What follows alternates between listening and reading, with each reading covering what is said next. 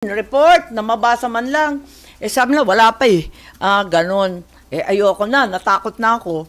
Dalam-dala na ako sa ganyang usapin. Gusto kong makisama, pero kung blanco at kulang-kulang ang dokumento, paano ka naman pipirma? Ang takot mo lang.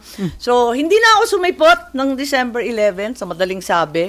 At sa wakas, nung mga bandang alas 6 ng hapon na yun, napadala yung email sa opisina ko at doon nakita ko na nakapirma na yung ilan.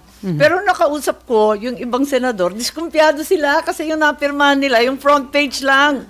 Yung Hindi iba talaga, nabasa yun. hindi sila happy. Kasi nung nakita nila yung ibang pahina, ano to, ba't ganito? Pati sila nagkagulatan. Pero binilang na yon as 16. Hindi na pwedeng bawiin. Hindi na daw pwedeng bawiin kahit page 1 lang sa 100 plus ang pinirmahan dapat. So, ma'am, si Senator... Kasi yung